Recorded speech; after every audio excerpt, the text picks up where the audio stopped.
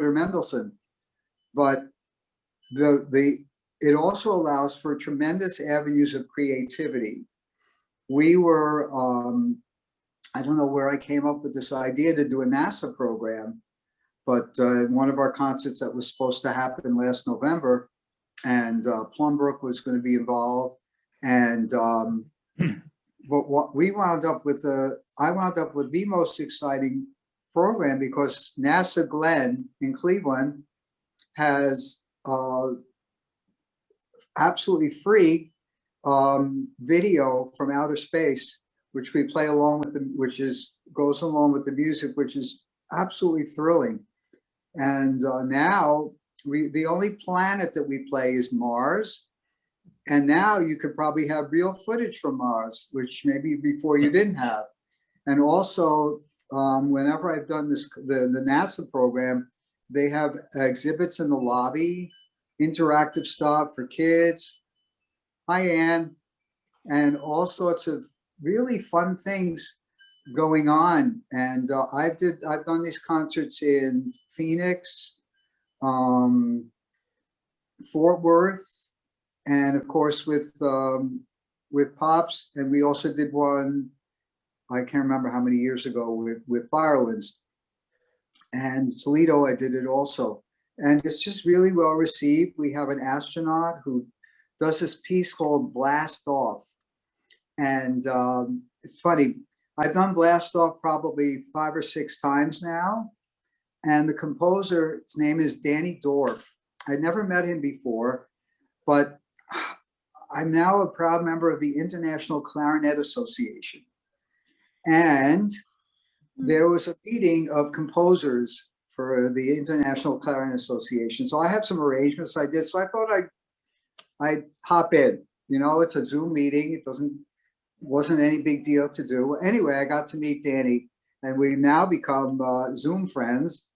And he has this piece called Blast Off, and he told me he has like 2 weeks to write it, because they wanted it for a program. Can't remember with which orchestra. It's been done a lot.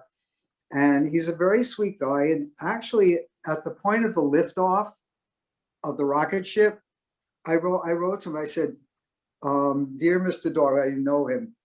I said, "Do you mind if I change the orchestration of the liftoff? I think it needs a little more thrust. Can we put the trumpets here and add the trombones and add the tam-tam and do this, that?" She said, "Do whatever you want." So I did. And so now we have a new Blast Off. But it's a fun piece, and I've had 3 different astronauts. We had one in Cleveland, one in Toledo, or 4. We had an astronaut in, I think it was the one in Toledo, who was, I think it's the girl who's half Indian, half Slovenian, and the first woman to walk in space outside the spacecraft. So that was pretty exciting. And you know, they come with their uniforms, and I do the Superman costume and Darth Vader and the whole bit. We have a lot of fun with that program. So, and there's a piece that Bob Wendell arranged called The Flintstones Meet the Jetsons, and just a lot of room for creativity. One of the first movement of Carmina Burana or Fortuna, they have this the video where the rocket ship coincides with, there are all these takeoffs going on during the loud part. It's really pretty amazing. Then if you have a chorus, you can do some of the John Williams stuff, and it's really an exciting thing. So I'm just telling you some of the creative things. Another program I did called Music and Sports, which has turned out to be a lot of fun. One of the last concerts I did was last January 28th or something like that in Allentown, PA. And we had a really neat time. The orchestra did very, very well. And we did the Beethoven Fifth Sportscast, and Casey at the Bat, the Natural, some of the Olympic fanfares. And that turned out to be a lot of fun. And there's so much unbelievable Broadway talent that you get to work with as well. And great Hollywood movies, music that go with these. You can do a John Williams night. But the creativity that you can do is amazing. Gershwin program, which we did at Firelands, and there's just so much possibility, and it really gets to the point where doing the concert's the easy part. The hard part is figuring out what to play. And then you have to juxtapose fast and slow, and the singer, and then the orchestra, and then the singer again, and the orchestra, a different singer. And then when you rehearse, when does the piano get moved out? When does there's just a lot of details. How do you adjust the lighting even to, if you're doing, if you're playing something like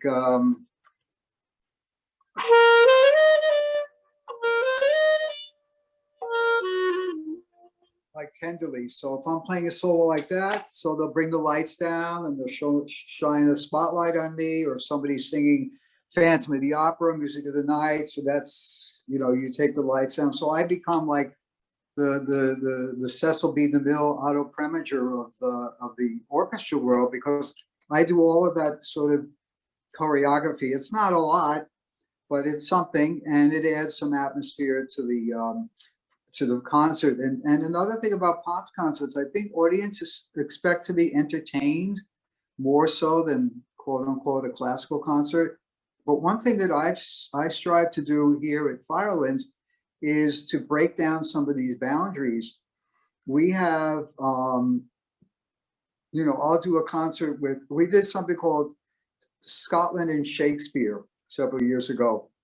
And the Scottish Fantasy by Max Bruch was on the program. Wonderful piece for violin solo and orchestra. So I started the concert with Scotland the Brave and the Overture to Brigadoon, and then did the Scottish Fantasy. In the second half, we did Overture to West Side Story and Romeo and Juliet by Tchaikovsky.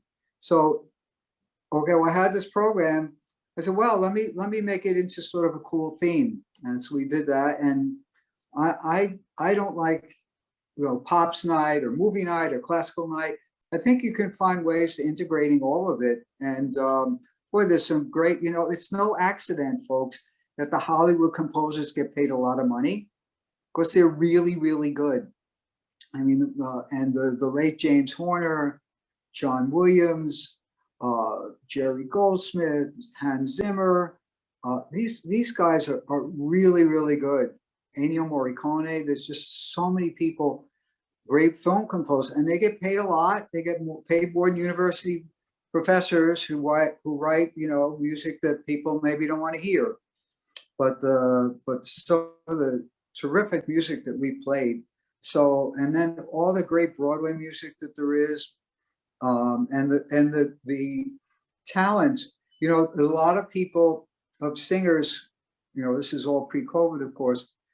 After a singer or an actor singer has done 8 shows a week for several years, they don't want to do that anymore. And so they become available for symphony night. And so we have these incredible Broadway stars. We had a girl who sang with us who was 2.5 years Sally Bowles in Cabaret. And we had another lady who sings with us who was a Tony winner or nominee, and we've had those. And like I said, once they get tired of that grind, and I can only imagine what goes on backstage at these shows with the ones with big costume changes and everything and sets. And it is nice to have a chance to work with these really incredible people. So Shirley, who's my wife, Shirley, who's the founder of the Cleveland Pops. So remember, she said, I really like watching you do these Pops concerts. I'm going to start an orchestra for you. I said, yeah, sure you are. I bet. And well, she did. Here we are 25 years later, and incredible programs. And I'm able to bring so much of what I've learned to Firelands, and just having a grand old time with these sort of programs. And we've created, I think, a nice balance in Firelands. We'll do 3, what you might call classical concerts. We have piano concerto, violin, or we have saxophone, we've got trumpet, we have all sorts of combinations. And then we have our Veterans Day concert, and our holiday concert, so, and our outdoor program in August or September. So we created, I think, a nice balance of our programming to where I think we can satisfy a lot of our constituents.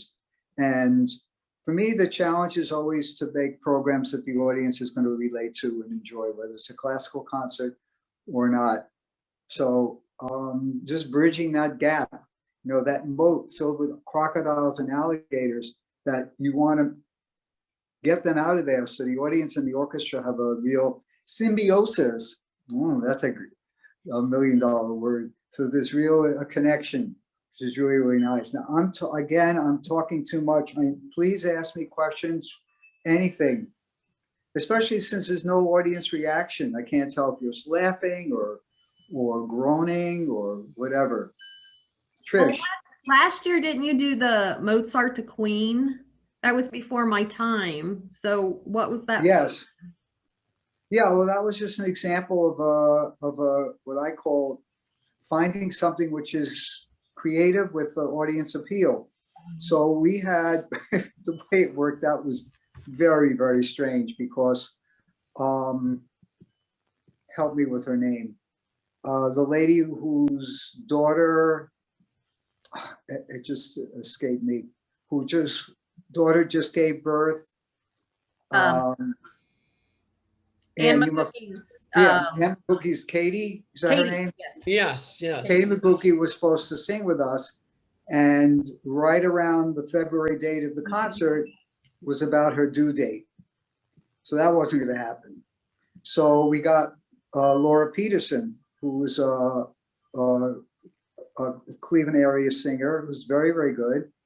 And we worked out the whole program, and Chris Bazika was going to be the singer because Katie and Chris knew each other from Capitol, and it was a nice opportunity. So then about 2-3 weeks, maybe less, before the concert, Chris was told by his doctor he needs to be on what they call vocal rest. He either had nodes or something was going on where he couldn't sing. So we had to find somebody. And I don't know where the connection, it might have been from Eduardo Valdez, who is a CIM graduate who sings at the Met, who just retired from the Met, who sang there for like 25 years. So I asked him if he would do it, and either he was busy or he couldn't do it. I think he was tied up, but he found David Blaylock, is that his name, Mindy? And he was terrific. He jumped right in, he learned all the music, and he just a great job. I don't even remember what your question was. Well, now I do. But I mean, just what we had to go through to make it happen. And then just add another element. 10 years ago, yeah, 2010, to 10,000 years ago at the time, I heard a piece. I conducted the orchestra in Orchestra, Czech Republic. Okay, stay with me. I went to a recital. I heard a piece for clarinet and piano. I thought, this is a really nice piece. I liked it a lot. So I got the music, played it, started working on it, said, what would this be like for orchestra to have this piece? I think it has some real possibilities to it. So 10 years later, after this project had been brewing for so long, I orchestrated the piece, got it put on computer, and this was the only program I could put it on. So it turned out to be a very eclectic piece, eclectic program with a 20-minute piece by a totally unknown composer named Rezo Kokai from Hungary. Our principal clarinet player, who's Romanian, had never played a concerto, had never been up front to play a solo with an orchestra. So he was thrilled beyond belief. I was thrilled to hear this piece played, because 3 weeks later, that was the end of the line for us. So I was very fortunate to hear the piece. So let me go back to the original question. We did, Chris was supposed to sing, and David, I think, picked up just about the whole program. He sang an aria from Don Giovanni by Mozart, and then we did Bohemian Rhapsody by Queen. So that's the Mozart and Queen. And then we did Madame Butterfly duet, which was wonderful. Laura sang the famous aria from Modern Butterfly. David sang La Donna Mobile, and the orchestra is another thing. Orchestra, another piece I've always wanted to do, I've known for a while, was the overture to Louisa Miller by Verdi. Never conducted it. No one in the orchestra had ever heard it or played it. And we had a grand old time discovering this piece together. So it was just a lot of fun. And unfortunately, the last concert we did, but had just great memories for me to do this concert. It was so thrilling to be able to do this. And the two singers were terrific. The clarinet player did a great job. Tiberio, whose last name I can't remember or pronounce. The overture by Verdi, the Madame Butterfly. It was the Queen, the chorus participated in other pieces as well. And it was just real nice. So there's the long answer, I'm afraid, to a very short question. But still may be interesting to know that what happened to make this all take place. Diane, did you have a question? Could you? Hi, everyone. We are in Springfield, but we have a house in Huron that we hope to occupy permanently someday. Meanwhile, we are heavily involved with the Springfield Symphony. Carl, I don't know if you know Peter Stafford Wilson. Sure. But yeah, that's our guy. And I'm really interested in your space concert. And I have a couple of questions. One is, I'd like to know what other selections were on the program for that particular concert. And number two, how important do you think it is to imbue the concert with visual images, especially for a concert like that, where you're talking about space? And especially this year, you know, in light of our Mars landing, I think it would be such a fun concert that I'd like to kind of relay it to our local Springfield Symphony folks. Okay. Thank you. So 100, yeah, and last year was 2 years ago, was 100th, is the 50th anniversary of the moon landing. It was 1969. And now spaces, and you know, and the people at NASA Cleveland, they want as much exposure. They want the young people to know about what the work they're doing. And Diane, I think the easiest thing is just to go on carltopolo.com, because I have the whole program is there. And the visuals, I mean, again, it's a balance. I think maybe 4 pieces have visuals on them, but the rest, you know, it doesn't. And there are other things going on. Having a live astronaut is really pretty cool, and a real astronaut take part. And so that's you can get the whole rundown of the program that I've done. Can see what happens. Is your orchestra, I'm sorry, can you unmute yourself for a second? Is your orchestra is professional, correct? It is, yeah. Okay, so everyone's paid. Yeah. Well, Springfield is everyone except for the symphony chorus. Terry's part of the symphony chorale as well. Excellent. They always have one piece every year that involves the chorale. We've done Mahler and Carmina Burana and Wow. Oh, just really good, ambitious stuff. But chorus isn't paid. We just have fun. Do Mahler seconds? No, I don't think we have. Wait, which one did we do? I thought it was the first. Well, the first doesn't have a chorus unless you're singing along. Okay, then it must have been the second. Yeah. The second is some you have to sit there for about an hour before you do anything. Yes, So, and then you have to sing really, really loud. But then in the picture of the C Symphony, we had you did this the whole time. You did the C Symphony? Yeah, the chorus has to sing the whole time. You know, he wore us out with that one. Now, many years ago, I don't remember anything about the details, but I think I must have played in the orchestra, and it was a particularly slow-moving performance. And the principal cellist was the assistant principal cellist. They got to the last page, and he whispered to his stand partner, "I see land." It was pretty funny. Oh gosh, it's a great. C Symphony is amazing. It's long though, isn't it? Oh, yeah, Yeah. it is. Vaughan Williams is I think do you know the Serenade to Music by Vaughan Williams? No. It's if you get a chance, it's 10 minutes of absolute glory. It is the most beautiful thing. So if you get a chance, it's definitely worth a listen. We were present at your I don't think the whole orchestra was there, but the appearance that you did at the winery in Vermilion last spring. Oh, that Oh. was, it was fantastic. Right. And when I played jazz clarinet, Yes. Yep. We were there for that. We were there for that. It was a very enjoyable evening. That's why we jumped in on this Zoom, because we how nice. heard you. Great. It's actually Great. October 8th, if I'm not mistaken. Yeah. And it was chilly October the 8th. Yeah, it was chilly. It was one of our last opportunities to be with other people in any sort Yeah, of. really. It was really wonderful. You get to know your spouse real well. Oh, yeah. And Yeah. Turns out I really like him. for that, thank God. Yes. Great. Okay. Well, since we're talking about pops, we're going to be doing a lot of that this summer.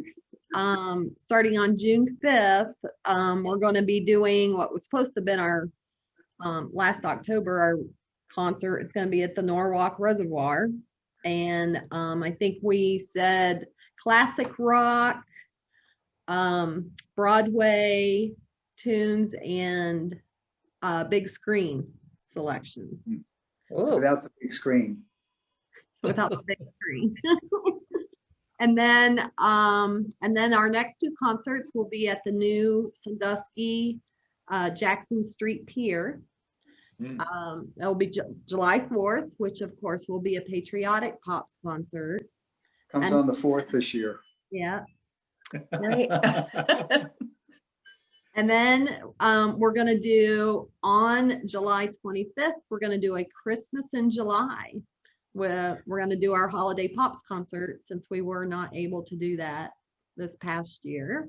The city of Sandusky is really excited. They're going to have Santa's house there and Santa and all kinds of fun stuff going on. And then we'll return back to the Norwalk Reservoir.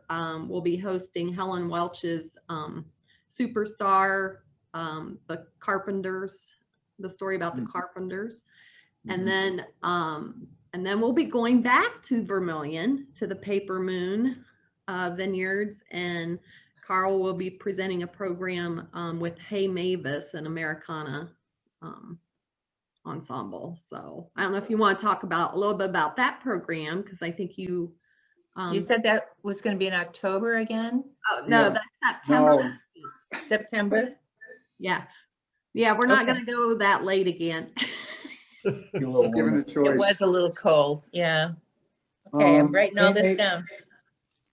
We'll have it on our website and Facebook page as well. But Hey, all the Mavis, concerts- There's a vocalist, drummer, bass, and fiddle player. The fiddle player is the leader of the group, and he's also a physics professor at Case Western. That's his day Cool. job, really. He's a very, very sweet guy and really into it and does a great job. We had him play with Pops, not the group, just him. He did some Americana sort of stuff, and he can really play. It's really nice. We did, talking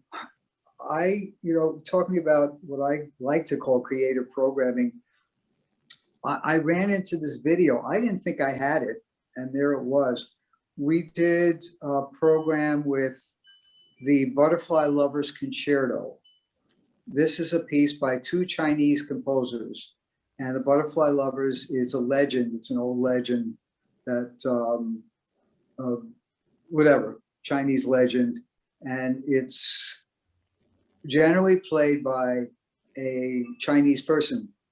But ours was played by Stephen Greenman, who is a Cleveland, who lives in Cleveland, and he's one of the great klezmer players, really klezmer violinists in the world. Which is sort of a Jewish folk music, and so he learned the Butterfly Lovers Concerto, which has these sort of twists and turns and notes which are bent and shaped. And, you know, so here's this klezmer guy playing the Butterfly Lovers Concerto. It was really, really good. So for, I think it was the same program. We also did a piece called, because this is a program I think about tall tales or something, because the Butterfly Lovers is a tall tale. We also did a piece called Harianos by Sultan Kodai, which has a zither or a cymbalum, which is like a piano and you play with two sticks. And so this guy is an unbelievable virtuoso. He and some of his buddies played at my daughter's wedding. For some reason, my daughter wanted a klezmer band at her wedding. And I wound up playing more than anyone. See, we had a great old time. Anyway, so I came up with this idea to do Chardash for an encore. So Steve played violin, Tom Flowers played bass, I played clarinet, and Alexander Fedoriuk played the cymbalum up front. And it was just totally crazy. And it was so much fun to do this. And just, I remember the tempo was ridiculously fast, but somehow I kept up. So anyway, I have all these just fun things to do, and holiday concerts. You know, you gotta reinvent Christmas every year. You gotta do new stuff, and you know, certain traditions you can do. You sing along every year, and sleigh ride, and we wish you a Merry Christmas, a couple of things like that. But then you have to find something a little bit different to come up with, and so these are the various challenges for us. Carl, do you see a lot more production aspects? And I mean, you know, all the special effects and visuals, I mean, a lot more now than maybe 20 years ago? Well, yeah, I would think so. You know, people are so visual, for starters, and I don't know about attention spans these days. Everything is so fast, and you know, you can have the news sent to you, and you know, on your iPad, on your television, on your phone. Everything happens so fast now, and just to get people to sit and focus sit and listen to a concert, we have to find a way to bring it to them that they can relate to. And what I call, it's something I borrowed from a friend of mine. He said he borrowed it from somebody else, called active listening, which means you're not just sitting and letting the sound sort of waft over you, but you find a way to get involved where you're really listening to what's going on. I've done a lot of pieces with PowerPoint presentation. If you look at my website under Conductor's Corner, there's a whole bunch of pieces that I've used with PowerPoint. Either tone poems with a specific story, or ballet, where a Palat, as silly as it is, it's still good to understand what's going on in the music. So I would say that relating to the audience is really has always been important to me. When it was funny, I did the Bartok Concerto for Orchestra. It's probably longer ago than I want to admit. And we're doing this, and the second movement has different pairs of instruments playing. So it's called the Dance of the Couples, or the Play of the Couples. And it starts off with two bassoons, and then two oboes and clarinets. So I illustrated this to the audience. One guy who's I won't call him a snob, but he is very erudite in his listening tastes. And he said, well, I was coming to hear the Bartok Concerto for Orchestra, but I wound up hearing Peter and the Wolf. I thought it was very funny. So I was like, this is the duck, and this is the bird, and this is the grandpa. And the cat. It was just a very funny line. He unfortunately was serious, I think, but it was still a very funny line.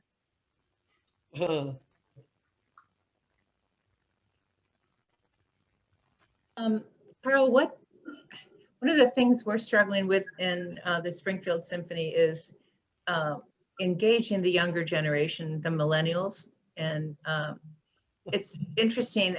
We have kids who now live, 2 hours from Seattle, and they're willing to drive 2 hours to the Seattle Symphony. But, only when it's Warner Brothers theme music night or something like that. So what strategies, if any, have you identified that were effective in engaging millennials with symphonic music? Hope they get older. That's not an answer, Carl. Yes, I know. It's probably Actually, true though. it is a challenge, because when they do get older, you hope they're going to listen to the music that you want them to listen to. And so there are times that I think that our biggest threat is the taste of people, their musical tastes. You know, if all they know is rap and hip hop and heavy metal, it becomes a challenge to us to find a way to engage them. Well, we've given away free tickets and to students, and we get a lot come to the holiday concert, that's for sure. But I wish I had a magic answer for you. You know, at this age, I don't know what millennials are 20 and 30-year-olds ish. Or I think you muted yourself instead of not. There you go. Yeah, I think they're more 30-year-olds. I think the next generation is Generation Y. Is that right, you guys? Yeah. I don't know. So I think that, you know, first of all, they don't necessarily have a lot of disposable income. They also have little kids at home. So it becomes a babysitter and tickets and dinner. It can be an expensive proposition, but to find a way, you know, I do whatever I can to make the music relatable to the audience. And maybe certain programs may be more relatable to them. I remember one couple came to one of the concerts we did because we did the suite from The Force Awakens. That's the only reason they came. And it was a regular quote unquote classical concert, which to me is sort of a misnomer in itself. And so we had this nice program, and I ended with this 5-movement suite from The Force Awakens, which is just tremendous music. Of all the Star Wars, that's really the one that I like the best. I love performing it, and it's very powerful and really strong, and they really loved it. And I think they said they would come back. I think they liked the rest of the program, which is the best part. They said, well, we liked Force Awakens, but that's the only thing we liked. I mean, they didn't say that. They actually came to the stage and spoke to me and said they really enjoyed the concert. So maybe there's some sort of a hook to get people there, but once they're there, there has to be something to make them want to come back. And it's a challenge. It really is. There's so many alternative entertainment choices, to say nothing of sitting in your own house and playing video games and watching, you know, whatever horrible movies are on TV now. And there are a lot of them that I wouldn't want to have no part of. So, but these are the entertainment choices that people have these days. So it's difficult. So I wish I had a magic solution, only to make it free and have the conductor visit the school and become a face to the people, to the kids who may want to come, if it's a high school, or have a way for the symphony. What college is in Springfield? I know there's a Wittenberg. Wittenberg. Okay. Which So- used to have a pretty robust school of music. In fact, that's how I came to Springfield. I was actually in the Springfield Symphony. So yeah, long ago, when dinosaurs roamed the earth. But yeah, Wittenberg is a presence here, and it really helps. So if there's a connection with Wittenberg students with music classes, to say, you know, have them come to concerts for credit, where they have to write a paper for music education, or orchestra or band, whatever, maybe there's some incentive. I did a talk to a elder hostel at BGSU Firelands one year, which I'm happy to do again if the opportunity presents itself. I've talked to a couple of students groups at Sandusky and Perkins High. And I remember at Norwalk, we did a concert, and there was an art show that the kids had done. And so those kids, I think, came to the concert. So, just finding creative ways to pique the interest. I think we had done pictures at an exhibition, and I thought that the idea was to project the artwork of the kids, but that didn't happen.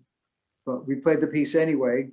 And even here's a piece like Pictures at an Exhibition is hard to follow if you don't know, you don't have the program book, it's dark, not acquainted with the piece, but you look up Promenade, Dome, Tuileries, Oxcart, and you see all the lists and say, okay, great. That sort of thing is, it just, there's no reason not to do this if you have the equipment to do it, because just helps people identify. Well, I know Pictures at an Exhibition, but I don't think too many people in the audience have conducted it 20 times. Yeah. So, or played it probably that you have, Diane. So, Yeah. well, I do think at that point, engaging children, the visual images are really important, aren't they? I mean, I've done stuff where we do a harp concerto and I have the harp player demonstrate how the harp works. And half the orchestra doesn't have any idea how the harp works. So it's a situation for them to learn as well. Hardest instrument to play. Well, looks like it to me. They don't, Harpo Marx is the only one who uses pinky. Oh. Yeah. Do you have a youth symphony? Does Firelands have a youth symphony? No. We do have a School of Music where we give private lessons, and we also have a very robust educational engagement program with the schools in Erie County and Huron County. That's great. Yeah. One thing that we've seen, Springfield is kind of like sort of roughly suburban part of Dayton, really. And the Dayton Philharmonic, the conductor there is Neil Gettleman, and he is, we've seen them several times, and he's developed this thing where he, on Sunday afternoon concerts, he actually does an explanation of what the orchestra is doing on a certain piece, and he'll turn around on his podium and talk to the audience like he's a professor, lecturing us, and then the audience or the orchestra is primed. They know exactly at the point at which he's going to turn around, and they have to play from square 45 to square 78 quickly, and then stop, and then he turns back around and says, okay, did you hear that? And and we were knocked out. It was a very effective sort of a education piece. No matter what your level of knowledge was, it was really just really entertaining. Right. He did. Well, I'm a big proponent of that, because I think that I don't think there's a listener out there, whether it's the New York Philharmonic or the Springfield Symphony or the Dayton Philharmonic, who won't learn something from somebody talking to them about a piece of music. Absolutely. I don't mind. I enjoy it. Does he not do it on Saturday night or something? No, Saturday night is just the whole piece as it's written. But Sunday afternoon, they follow it up with this sort of interactive discussion lecture sort of thing, right, where the orchestra plays whatever he does he just so if people want to hear this, maybe are more inclined to come on Sunday? Or both, if they're really into the piece and they want to hear him discuss it. Right. Yeah. Interesting. Okay.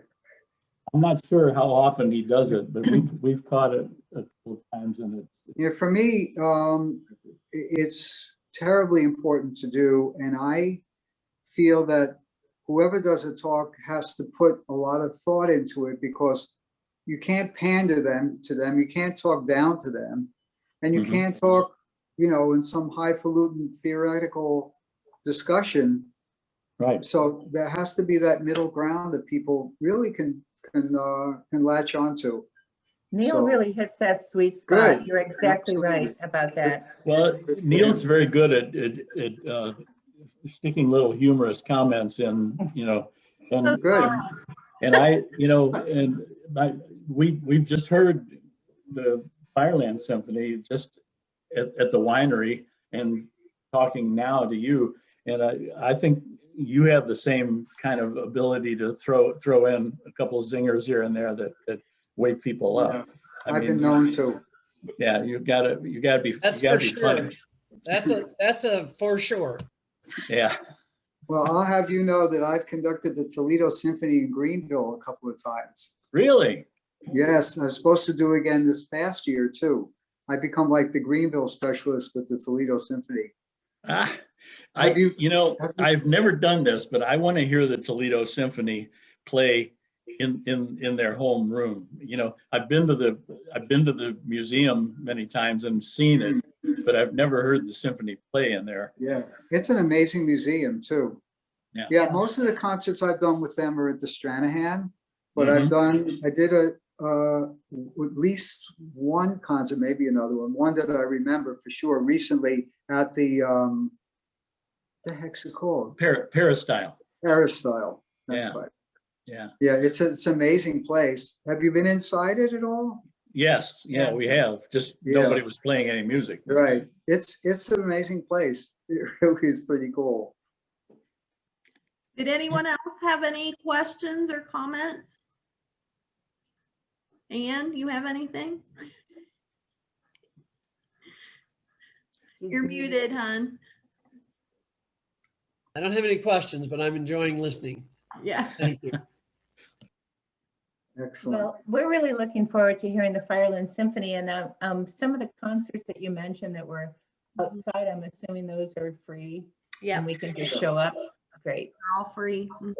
great. Because we have the added challenge of getting our concert hall fixed since the Yeah. roof was knocked Right. off. Nancy, Yeah. did you have a comment or a question?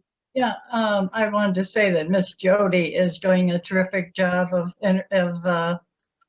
educating and entertaining. A very, very good show. We like that. Yeah. Thanks. Yeah, she's got more energy than any 10 people put together that I've ever met. And enthusiasm and fun and upbeat. Creative. Yeah. Yep, she's what, education director, librarian, personnel manager, and probably something else that I'm missing. Oh, of course, second flute and piccolo. Right. It's fun to have people from Springfield with us. Our son and daughter-in-law both graduated from Wittenberg, and we Oh, Really? we hung around Wittenberg a lot, and our son was a swimmer there, but in the Springfield wow. Inn was one of our favorite places to go, and so on and so Oh. forth. But engaging the students at the college, I think, is a good way to get some millennials involved. But it's just that is always a challenge. We've tried different things, and pre-concert ideas to meet at a restaurant and so forth. It's just a challenge. As Carl said, there are so many entertainment opportunities for them. But anyway, it's glad to have the Springfield connection here. Thanks for getting Well, on. we're so glad to be here. I had no idea we were going to have this sort of intimate conversation possibility. Carl So been wanting. Well, we have one more, so I hope you can join us in a couple of weeks. we will plan to do that. And I'll bring some of these ideas back to our folks too. I Yes. sent this out to Lou Ross and some other people here in Springfield who are involved with the symphony, but it was kind of short notice, but we always like to. It's archived, so if they want to listen to it, they'll be Good. able to do that. I'll And let say, him know. give my best to Peter. Yeah, we will. Yeah, he has a saying, Carl, you'll appreciate this one. I actually sang when we did the Mahler as well, and he said, see all those notes, above the score, like Largo and Allegro, they only mean one thing. They mean watch the maestro. Oh, well. Okay, there you Just do go. whatever I tell you to do. Putting it my way, but nicely, Right. Yeah. as Rogers and Hammerstein would say. Terrific. Well, do give him my best regards and Sure will. we all looking forward to when we can play again. I got my first vaccine, so I'm waiting for number 2. Good job. All right. Excellent. Well, it was nice meeting you all. Yeah. Same here. Come back and- Everyone stay well, Yeah. and I hope to see you in a couple of weeks. Hey, our last one. Thank you, Carl, and Thank glad you you. joined us from Springfield. Good for Oh, you. thank you, everyone. Thank Good you, job, Carl. Good Okay, See you job. at thank you. Paper Moon. Mindy stay and well. Tricia,